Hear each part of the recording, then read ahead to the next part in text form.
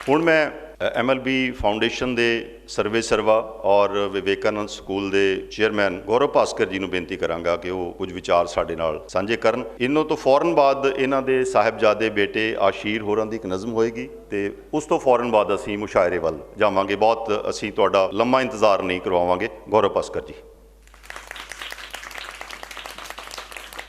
Thank you professor Gurtej, Farooqui साहब, चहल साहब, Bhupinder ji, doctor Bagi ji, Varinder ji, doctor Praveen ji and SGM साहिब एंड मैं ये कहूँगा भास्कर परिवार। सर 16 साल पहले जब पिताजी गुजरे तो यूँ लगा था कि दुनिया ख़त्म सी हो गई। तो एक कोशिश थी 30 नवंबर को सिर्फ उनको याद करने की। माताजी सामने बैठी हैं, इमोशनल हैं। पहला इवेंट हुआ inter school inter college competition. मुझे नेक्स्ट डे बुलाया, मुझे कहते बेटा तुमने अगर पिताजी को याद करना है ना तो ये फंक्शन मत करवाया करो। मैं कहा जी क्या हुआ? कहते बेटा पैसे बहुत लगते हैं और पैसे है नहीं हमारे पास। तो मैंने इनको बोला कि मुझे लगता नहीं कि अगर नीयत साफ है तो पैसे भगवान अपने आप देता जाता है। तो ये से कोशिश थी पिता को याद करने की।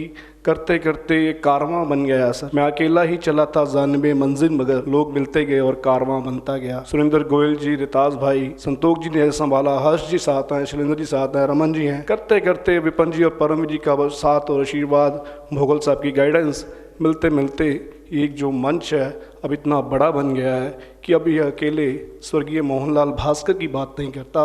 आज हम बात करते हैं समाज में हर बुजुर्ग को उसके जिंदा जी रहते हुए उसको सम्मान देने की, ना कि उनके जाने के बाद हम किसी को बुलाएं और उनको बोलें कि मेरे पिताजी को तो खीर बड़ी अच्छी लगती थी, उन्हें चावल बड़े अच्छे लगते थे। मैं इस मंच से, क्योंकि ये मंच इतना बड़ा हो गया है, किसने विवेकानंदा वर्ल्ड स्कूल को जन्म दे दिया है, तो मैं ये सोचता हूँ कि मुझ जैसे नादान को देखिए कि अगर मैंने अपने पिता को याद किया तो भगवान ने मुझे इतना कुछ दिया। आप सुबह जाते हुए और शाम को घर आते हुए सिर्फ 10 मिनट अपने बुजुर्गों को दे दीजिए, आपके घर से कभी बरकत रूठी नहीं होगी। कोविड ने हमें ये यकीन दिला दिया कि अकेली पैसों की तरक्की कोई तरक्की नहीं होती।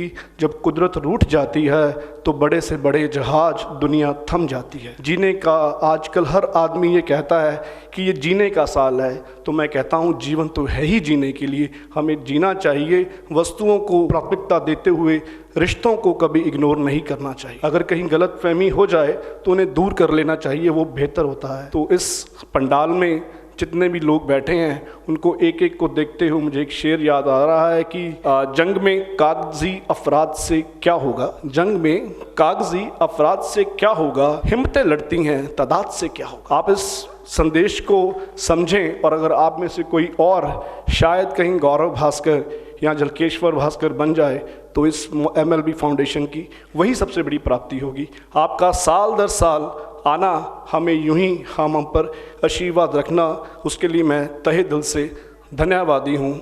इस पंडाल की चकाचौंध, इस ऑडिटोरियम की चकाचौंध से सब हैरान हैं।